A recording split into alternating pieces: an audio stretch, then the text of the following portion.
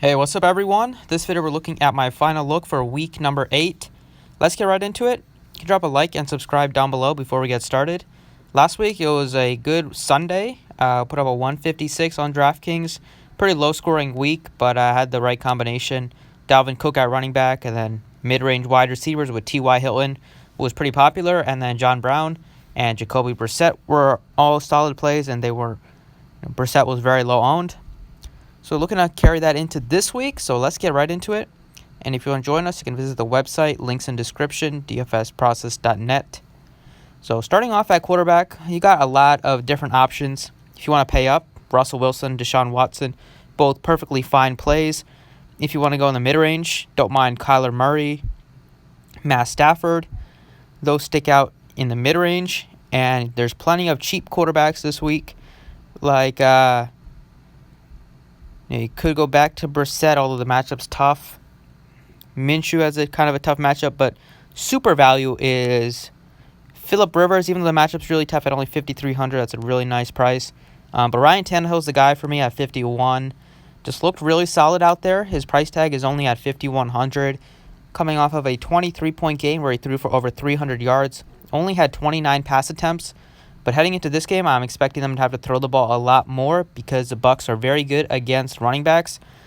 They are very good against the rush. 68 yards per game allowed last game against Christian McCaffrey. They held him to like under 1.5 yards per rush. So I think the Titans are going to go in here. It's at home. They're going to have to throw the ball quite a bit. And I like them a lot just because Ryan Tannehill is very cheap. And both of his weapons are very cheap. His top two weapons are very cheap too, so it makes it very easy to stack. So I like the Titans a lot for value, and then the team that I really like is Houston Texans. I'm loving the passing attack this week against the Raiders team. Love DeAndre Hopkins, love Stills. Could even go Kiki Kuti. So those are the two teams I'm really looking at. And then you can go with some value here in Detroit with the running back situation. At running back, you got McCaffrey and Barkley. McCaffrey, although he really struggled, just 31 yards on 22 carries against the Bucs.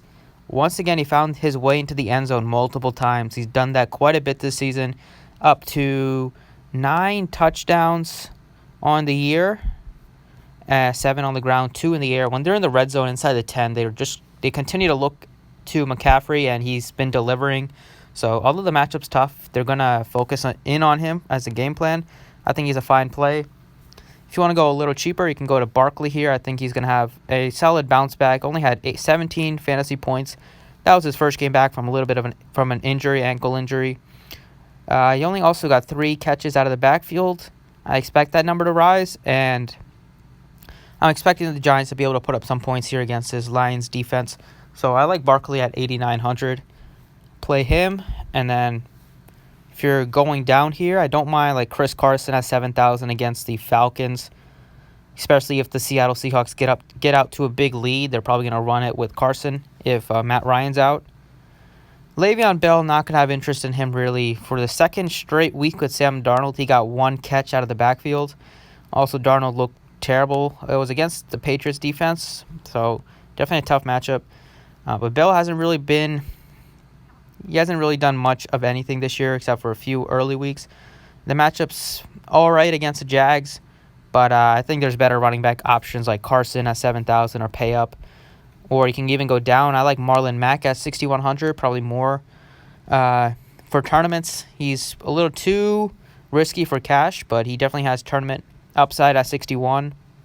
No Derrick Henry for me.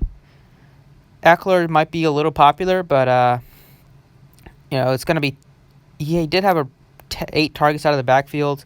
The matchup's obviously a tough one going into Chicago. At 5,900, I probably won't have too much of him. But I understand why he's going to be popular, or he might be popular. And then for value here, we got 2 guys I really like. Sony Michel at 5,200.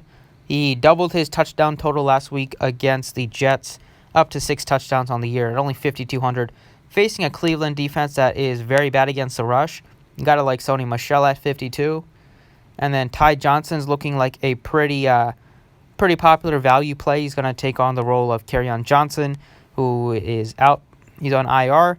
So it looks like Johnson should get most of the first and second down work, even probably a lot of the third down work here, as McKissick should get some work too.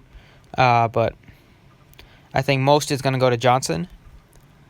I'm going to go with him here at running back. If you want to go up to Michelle, you can. I just like the matchup for Johnson. He also has a good matchup at home, facing a Giants defense that is bottom third in all the categories. And Johnson is also, he can also catch the ball out of the backfield. And it's great on PPR sites like Draftkings. So far, I like where we're at. At receiver, I talked about the two teams I'm really looking at is the Texans and the Titans.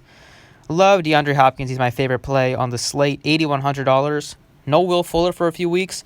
It just means Hopkins is going to get peppered with targets. 12 targets in each of his last 2 weeks. He's finally looking like he's about to break out. He had a big game last week with a touchdown, 9 catches.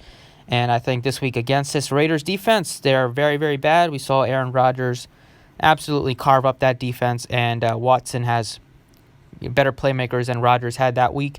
So I love Hopkins at 8,100, especially if Matt Ryan's out. It's going to make it tougher for Julio Jones. Michael Thomas is fine. Kupp also fine, although he's kind of been down his last couple weeks. If I'm going cheaper here, I don't mind going with like Lockett at $7K, Kenny Golladay at $6,400 and a bounce back spot. Seems fine.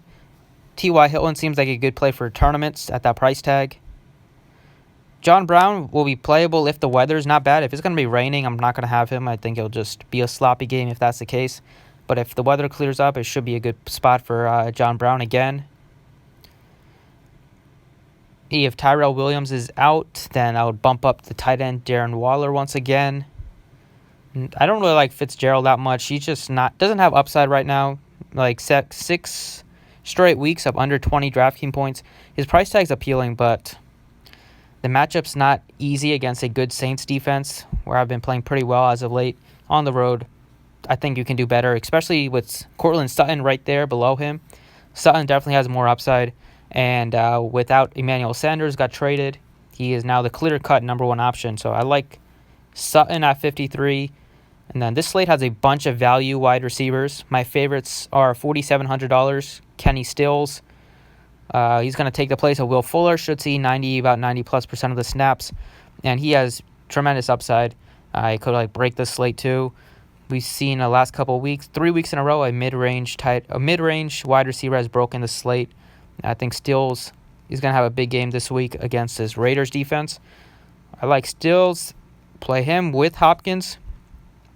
And the more value we have here is D.D. Westbrook. If he's active, $4,500 is way too cheap for a guy that has 9, 8, 11 targets his last 3 weeks.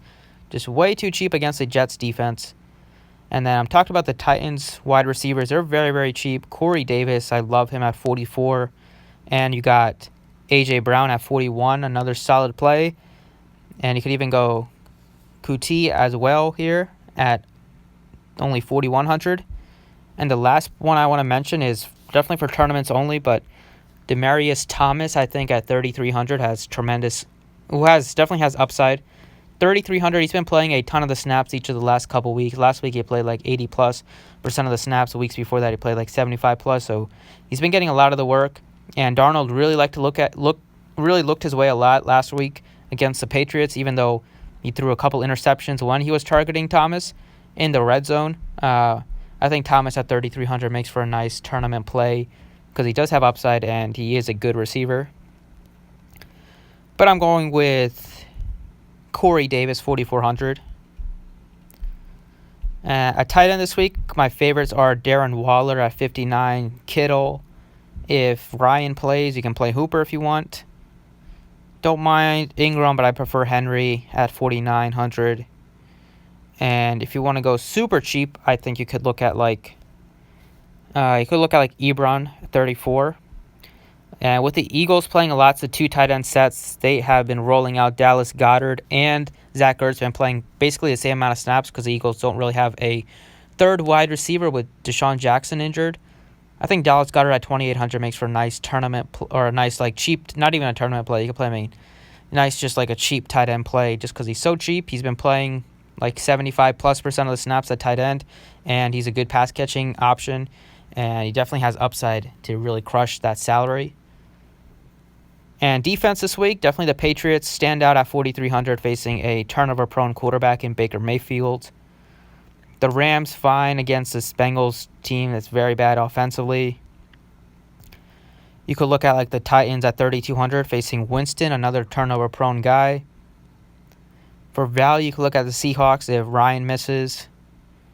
Don't mind the Texans at 2,700. And then don't mind the Panthers or the Chargers either for cheap options this week. So that's a quick rundown of what I'm liking for week 6. Hopefully you enjoyed the video. Thanks for watching and good luck this week.